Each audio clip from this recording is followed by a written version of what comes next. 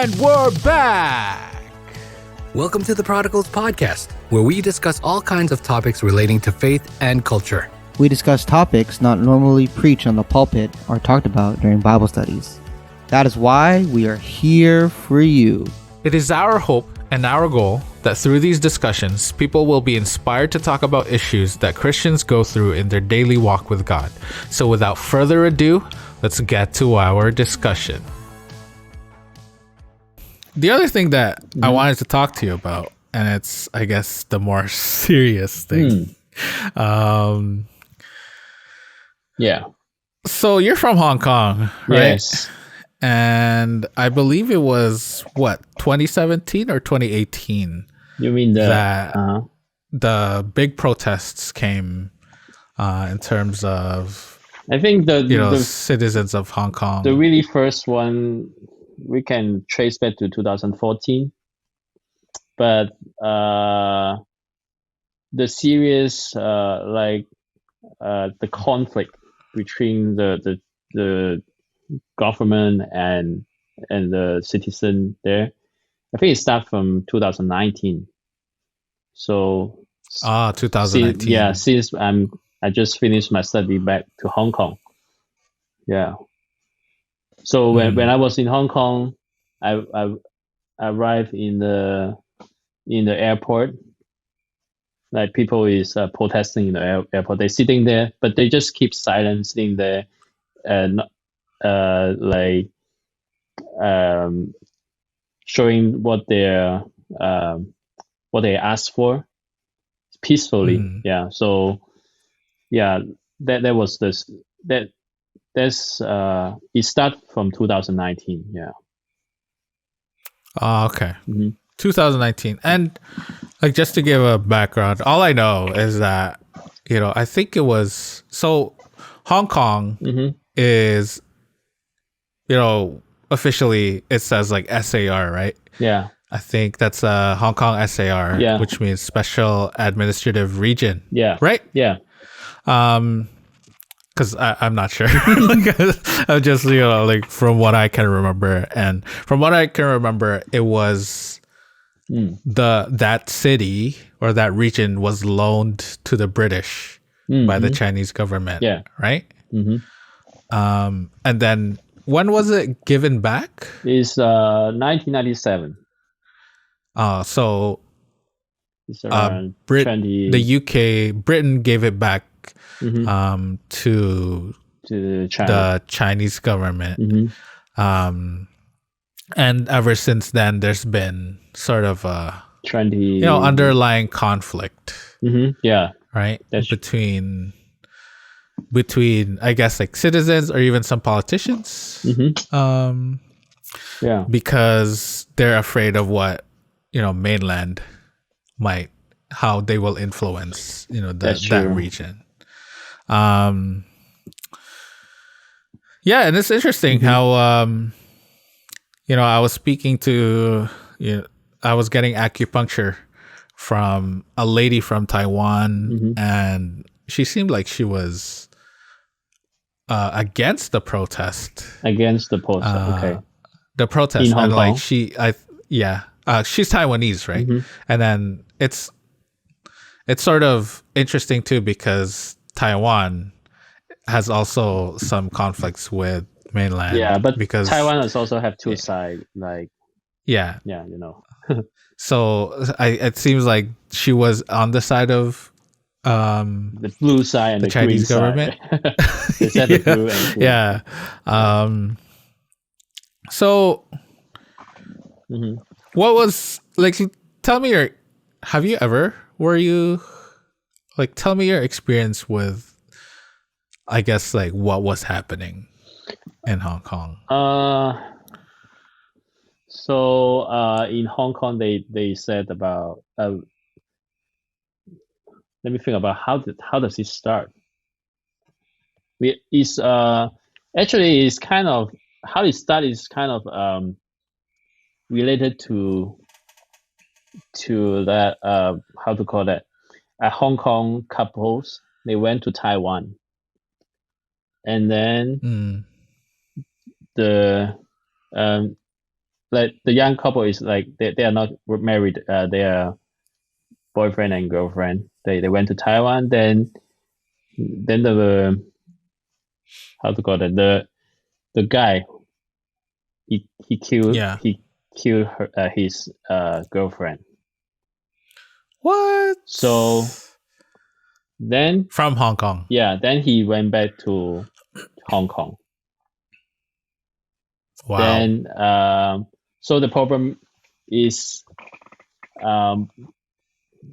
the problem is Hong Kong don't want to send this guy back to Taiwan. Yeah. Yeah, that's the politic So thing start. Yeah. Yeah. Yeah. So So Taiwan wants to put him Taiwan in is jail. welcome them. Yeah, Taiwan welcome him to come back, but Hong Kong doesn't really care about to send him back to Taiwan. Yeah. Yeah, so that's how it started. I think they call it 5 demands.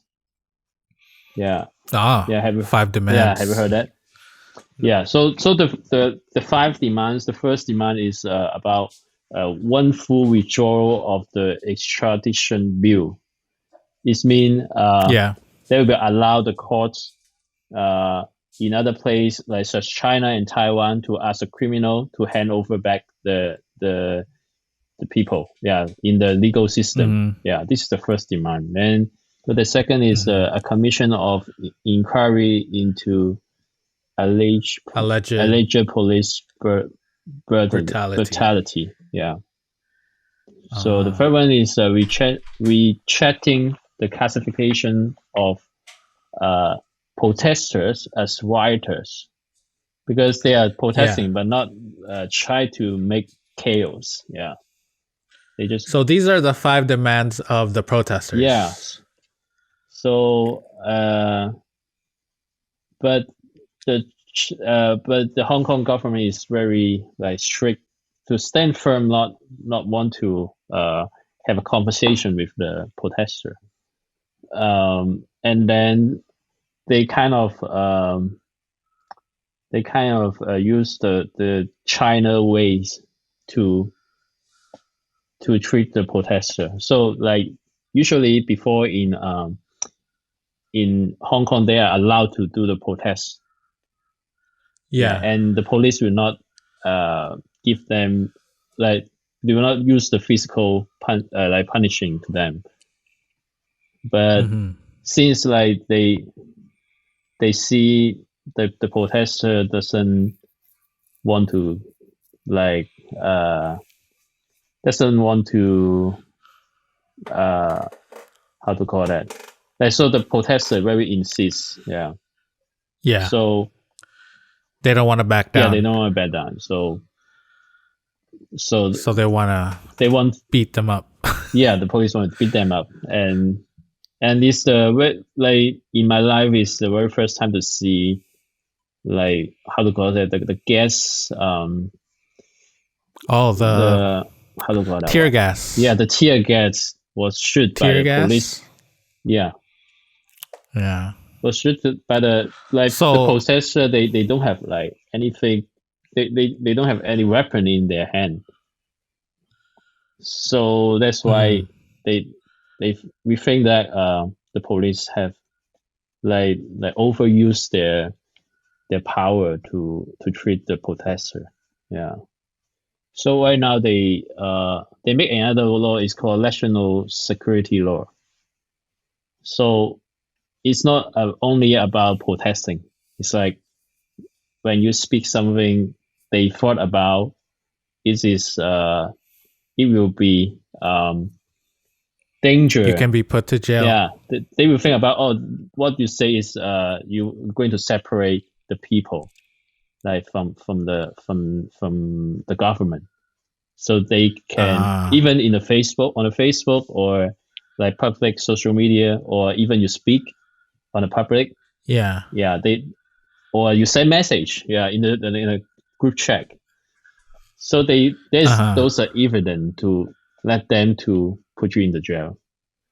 Yeah. So the first they start with the politician who who already spoke that before, then they took them to the jail. Yeah, that's rough. Yeah, so right now you cannot So see any Facebook, Instagram to saying about this news because people are scaring. Yeah, people are yeah, that's hard. yeah, So you can't even so yeah, like people in the news media, right? hmm Can't say anything bad or can't criticize anything yeah, that the government is because doing. they have this law, they can charge you.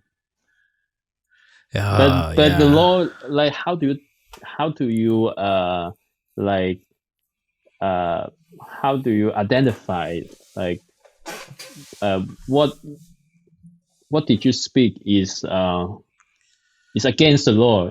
It's very in a Yeah. great So area, there's yeah, like there's no clear line Yeah, of like what what is word you said. acceptable and what's not acceptable, That's true. So it's all right? about It's just like how they use this law. Yeah, yeah, how the government can just can say, charge you. "Oh, you're yeah." Oh man, that's rough. Yeah, That's scary, to be honest. yeah, And like the thing is, what I'm really annoyed right now hmm by, Canadian and US politics hmm is that people are so quick to say, "Oh, the government, like free speech, hmm they're limiting our free speech," hmm when you can say anything yeah, and not be charged. You can say that, President Biden is, like you can say something yeah, like he's a killer or he's a hmm murderer, or say something so uh-huh. derogatory, right? And hmm make fun of the presidents, and like say yeah, Obama is a Muslim or whatever, and not go to yeah, jail. And they think that because Twitter or Facebook hmm is fact checking everything, okay. um Right now, and yeah, and they removed Trump from Twitter, yes, yeah, President that I heard. Trump from Twitter, because of the things that he's been saying Yeah, and the misinformation that he was putting out there. They're saying that, oh, they're limiting our free speech, but hmm where's Trump? Like he's comfortable and is hmm in his billions of dollars in his own house, in his own mansion, yeah, in his hmm Mar-a-Lago resort. And then we see that people can't even say anything negative without like in Hong Kong, where actually people are being put in jail yeah, and being charged for life hmm just by saying that the government shouldn't do this or that. that's true. That's Yeah, that's crazy. yeah. That's So wild. we have great, like, because in before, like, let's just like what you said, we were in like, we were in charge by the British.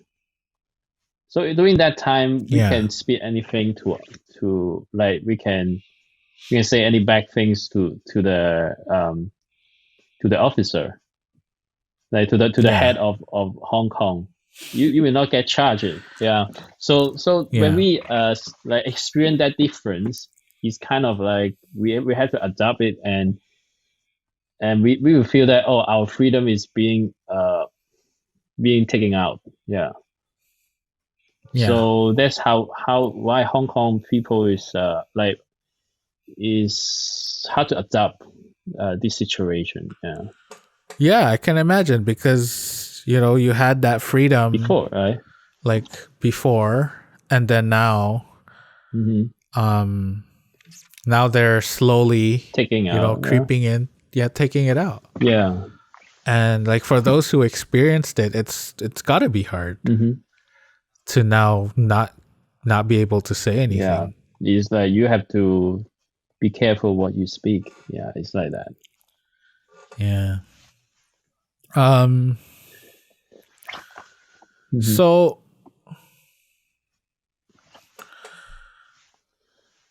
so I asked you this because I wanted to see, and learn what you think.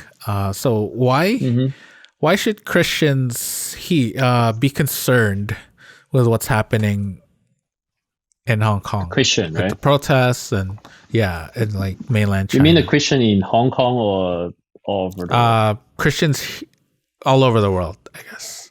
Like, why should all of us be concerned with what's happening in Hong Kong? Because right now, like, I see Christians aren't talking about it, right? Maybe Christians in Hong Kong are talking about it, but outside of Hong Kong, it's like where it's being talked about is in the political arena, in the political sphere, whereas in churches or whatever, like it's never mentioned. But why should we, as the universal Christian church, be concerned with what's happening in Hong Kong? So, actually, like, so it is about the freedom, right? So, like someday, maybe, even when you preach in the church, you will get caught. You mean, in Hong Kong. So, Yeah. what it happened in China, like in Hong Kong, maybe someday will happen in other countries. We don't know. Yeah. So it's mean like, how do you stand firm on your faith? Like when the government is not justice, how do you respond it? Like, will you still want can stand on the stage and say, oh, our government has do something wrong. Let's pray for them. But there will be take risk of you to going to jail. Yeah. So I think it's all about the restriction of freedom will be affect our belief that we have to choose to stand firm our faith, even we will get caught. Yeah. So I think that's what we our Christian community should be aware of. Yeah. So yeah, and that's very interesting when in Hong Kong happen these situations in the church members, they separate. Like some people, because really? because some of church we call it is yellow church, blue church. I don't know if you heard about yellow is about the protester side, and the blue they're taking the protesters. the blue is into the supporting the government. So actually, there's it's tiered the church down to the two side. So, and also, oh wow, because of the view of the of the how to call it, the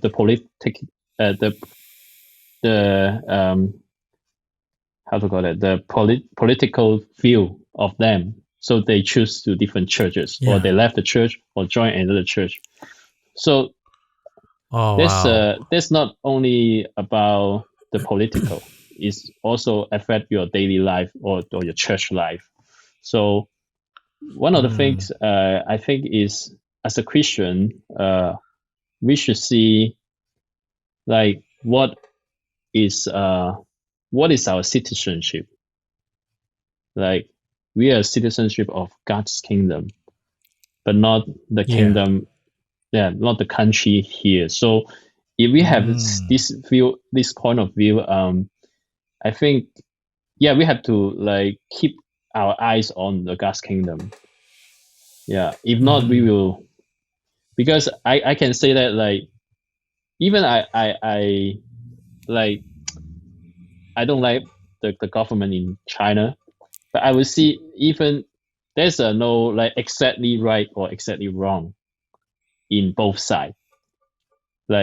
So how do we deal with it? So I think as a Christian, we have to focus on like what citizenship we have as a Christian. Yeah. So Yeah, that's interesting. Like I didn't even think of that. I didn't even realize that even the Christians have both who sides, are right? in church are affected by it. Like I thought, Christians would be, united and speaking and and being a part of the protests or whatever, or like not wanting anything about the government. But I didn't even realize that, these very, the political the political climate of Hong Kong in terms of protests and the mainland government is dividing the church. It's totally dividing. Like, so you have, as a like pastor in Hong Kong, you have to very careful on what you speak, because when you speak like, oh, you are more than the yellow side, and the blue side is not really happy with that. Yeah. Wow, that's I didn't even realize that. But I didn't realize that, but I should say that I'm not surprised, because that's the same way with the American church and Christians in Canada, that there are two sides, and I know. Like whether that's liberal and conservative, whether it's Democratic or Republican. These churches have become divided, and it's just so sad that in a time where the church should be united, because of the political climate, and the people that they need to support, it's like it's the church that's being affected, and it's not the other way around. It's not the church affecting that will the be land. another, it's the land affecting the church. And I guess like that's a good point of why we Christians should care about what's happening in Hong Kong, because one, I think we should look at how should churches really deal with the situation, but also gain lessons from it, right, in terms of what's happening in Hong Kong now, and how can the church learn from that. How can the churches here, or like in the Western or in whatever country, learn from whatever's happening to the churches in Hong Kong, right? Any other thing of let me think about it. You touched on freedom, and that's a big thing, right? Like being restricted. But I'm still struggling. I'm still struggling too, because if a country is restricting freedom, like in terms of free speech or any other sort of freedom or religious freedom, do you think churches should stand against, or churches should just keep going in terms of spreading the gospel? I think it's about what is the level of the restriction. Church, like let's say they say you can't meet. Should the church protest, or should they just keep meeting? You can meet, okay. And then when they're punished, just take the punishment. I don't know. It's based on the situation. Like, okay, let's say, now before we have COVID, so we don't allow to meet, right? So it's about the health problem, right?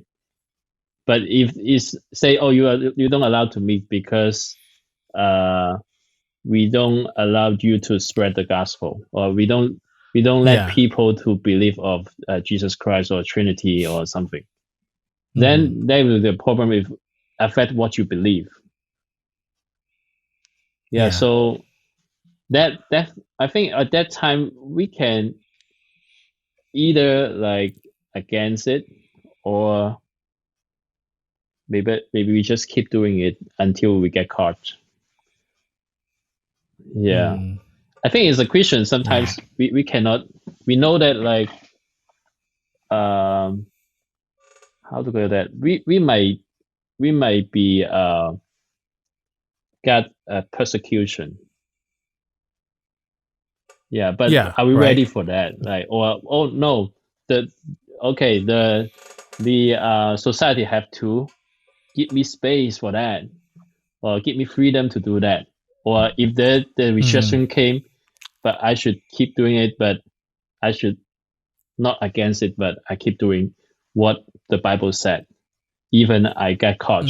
Yeah, I think that's what the Christian should perspective. It's not I have right to do that. I have right to do that, but in the society, but is even I get caught, or even they are not even they will persecute us, but we keep our faith. Yeah, is I think that's what that's what you think is important. Yeah. Like I think that way too, right? Like the church shouldn't, sometimes the church is distracted with fighting for our freedom. When, past churches didn't have the luxury of freedom, but they kept the faith anyways. So yeah, just, although we don't fight for our freedom, we should just keep living like the way that God wants us to do. Because the New Testament church didn't have freedom in a lot of ways, but they still met, and many of them were killed, and many of them were punished, but there was no instance of the church fighting back and say, let's give us our freedom. No. It's, they just met, and they just kept living and providing for the poor, and doing and spreading the gospel and living. Sometimes what it takes is to flee from the land that you were from, and which many Christians and many Jewish people did flee. But then God used that in bringing the gospel to the places that they fled to. Right. So, but they never protested. They never at least it's not in their records. They never fought for their rights. It's very interesting. Like Paul, he's been be captured, been bring it to the judge, right? Because of the Pharisees chasing him and put him to the jail, and he had to go to meet Caesar, right? Then when even he is doing that situation, he can also preach the gospel to Caesar. The Caesar said, "Oh, you almost I almost become a Christian." King Agrippa. So it's interesting. Okay, even we are in persecution, actually, our mission didn't stop. So even it's just. Paul was able to speak to powerful people. But he didn't ask, oh no, I have a right. Even sure he has a right of his citizen, right? He's a Greek, right? So but he didn't use his his citizenship to fight for the Christianity. Oh, you should give me space to have a church to worship. He didn't say that, but actually he's spreading out the gospel. Well,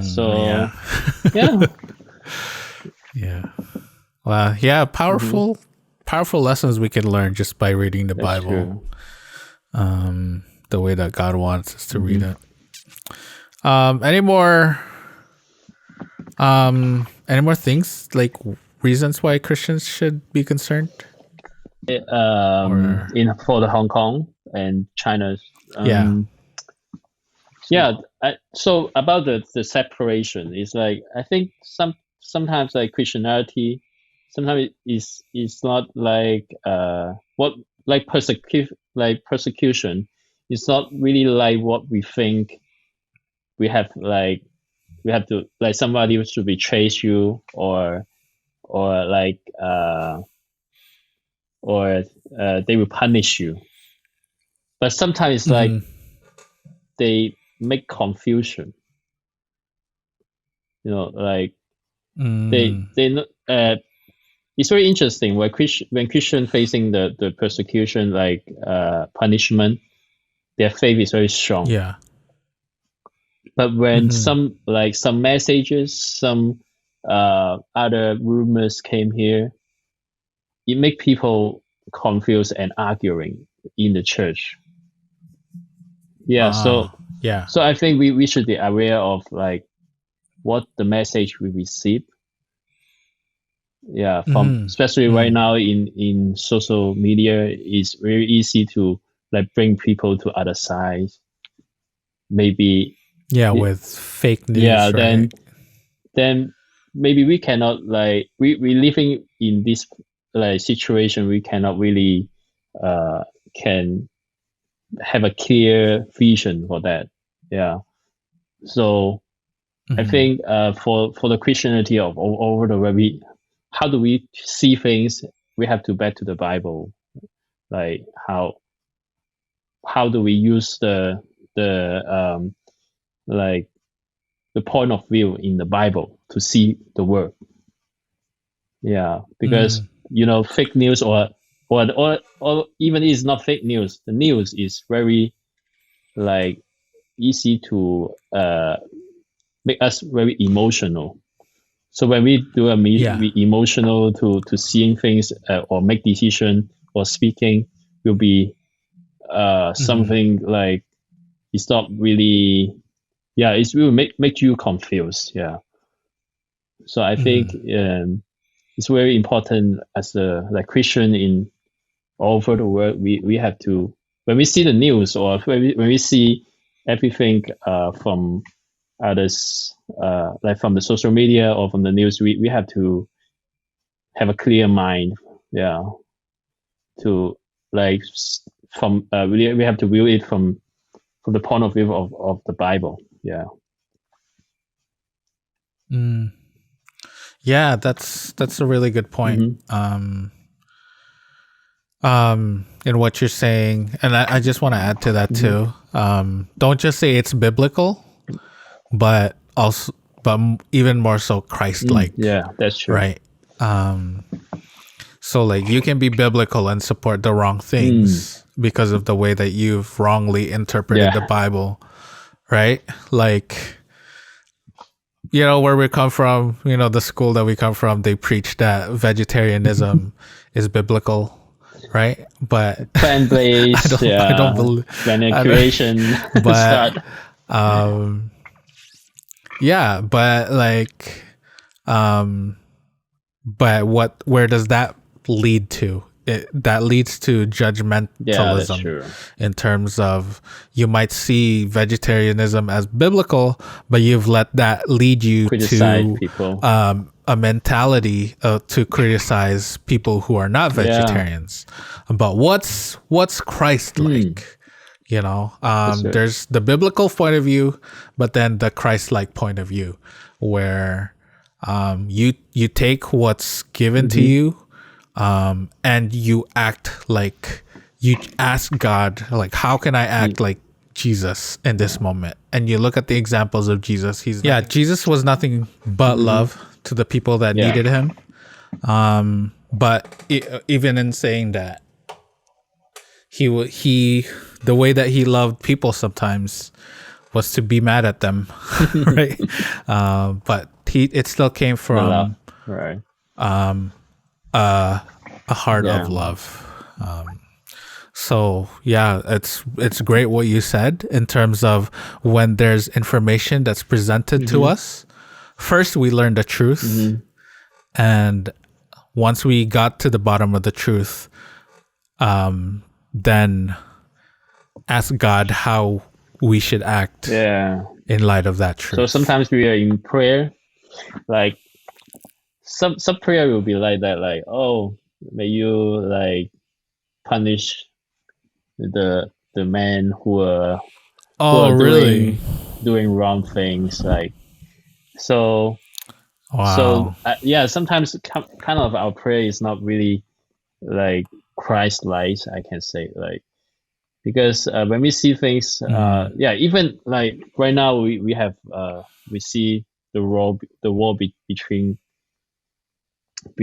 the Russia and Ukraine, right? Yeah. Yeah. So how do you pray for that? Like some people will pray, oh, may God punish all the people in like who like killing others. Yeah. Mm-hmm.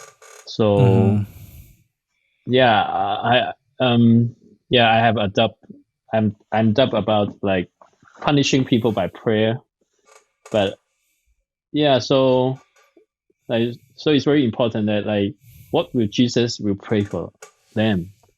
Yeah, just like what you say. What will Jesus seeing things or love the people? So I think as a Christian, we should learn from that. Yeah. Mm. Yeah, that's true. Mhm. And just give us a few words on how Christians all over the world can show support to the people of Hong Kong. How to show support to them. So right now, Hong Kong is like many people they are moving out from Hong Kong because they're afraid of this situation. So I think the Christian Mm. can support the new immigrant from Hong Kong to all over the world, and Yeah. also show the support. Like actually, I'm trying to doing in here too. Like if there's a new immigrant, they need some helps like applying any things or maybe they just need a ride, then yeah, Mm. I would like to try to help. Yeah, so Because you have that new yeah. car. Yeah, so yeah, like yeah, for the new immigrant from Hong Kong, immigrated from to other countries, I think they all need times to adapt like me, adapt the situations or Mm. the environment. Yeah. So how to Yeah. support them? I think yeah, to help them, welcome them, yeah, in your country, and then Okay. uh, yeah, Yeah. this is very important. Yeah. That's a great way of it's a great Hmm. advice. Like people are, looking for a new Yeah. home, and as God said, welcome the stranger, Yeah. right? In your country, and so support people in Hong Kong in terms of whoever who wants to come. Like, if there's Hmm. someone, like show support, because it's not easy moving into a new Yeah. country, right? Looking for a That's true. job, Yeah. looking for a place to live, looking for cars, and sometimes if you do live there, sometimes people need help in terms of how to deal with Yeah. certain situations, right? Because let's say they want to Hmm. buy a car, but then people want to take advantage of them because they don't know the car buying Yeah. process. So salesmen want to make money, and so like be there for them when they're Yeah. buying a car, and show support so that they won't be taken That's advantage true. of. But yeah, that's a really great point that you said. Yeah. Is there anything else that you want to share? Like any other comments? To share. Any general encouragement, Encouragement. maybe, or anything? I don't know, anything that you want to share. Let me Like maybe support your music. support my music. Yeah. Sometimes we feel hopeless in our life. Yeah, situation happens. Yeah. But yeah, there's always a way to find out. Like God's always prepare a best way for us. So yeah, just don't give up. Don't give up. This is yeah, it's also encourage myself, you know. So Yeah. keep going. Yeah. Keep going, man. I know it can get lonely because you're alone there. But just call me anytime you want to chat. I'm always available. Yeah, thank you for inviting me. But yeah, what's your church again? San Francisco Chinese Seventh-day Adventist Church. Yeah. All right. So if you're in San Francisco by any chance, you visit here, you want to check out Scott Wong's preaching. Actually, we have a YouTube channel. Or you want to... Yeah. Oh, you have a YouTube channel. What's your YouTube channel? San Francisco Chinese SDA Church. On YouTube, you can find us. It's in Mandarin or Cantonese? And English translation. Yeah. So, okay.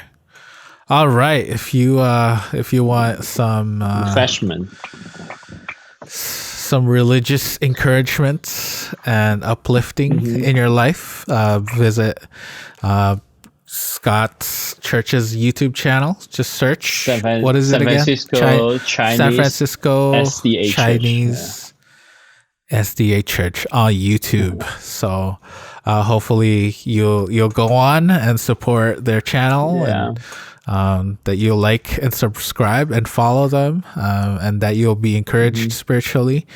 And Scott, thanks for joining inviting me. And thank you for just giving us these words of encouragement and words of wisdom and enlightening us with, you know, whatever is happening in Hong Kong, and, you know, the challenges of pastoring in San Francisco and all the things that we talked about. We hope to have you again in the near future. Join us, you know, anytime. And we talk about, you know, anything really. So anything that you're interested in talking about, really, just give me a shout out and we'll make things happen. And we'll record the songs that we've written. And that's one thing that I didn't say before. Like, we've written some songs together.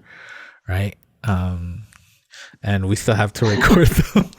So hopefully that goes through, and we'll see what God has in store for us. It's really beautiful that, you know, you can be in Hong Kong or you can be in San Francisco away from me, and we can still be, you know, partners in ministry and work together to bring the gospel to others. Right? Like no boundary. I'll say that again. Yeah, no boundary. Yeah. So that's the beautiful the beauty of technology. Yeah, hope someday I can visit your place. Yeah, see your baby. You're welcome. And then we'll do the podcast in person. Okay. Okay. All right. Thanks again for joining me, and we'll have you again soon. Bye. Well, folks, that's all we have for you this week. We hope that you were blessed by our discussion. Let us know what you think. Send us a shout out on our socials at the handle @The_Prodigals Project on Facebook, Twitter, and Instagram. If you like what you've been hearing, please like and subscribe. Also, leave a rating and review. It'll go a long way in helping us out. Stay blessed and stay faithful. And join us again next week for another episode of the Prodigals Podcast.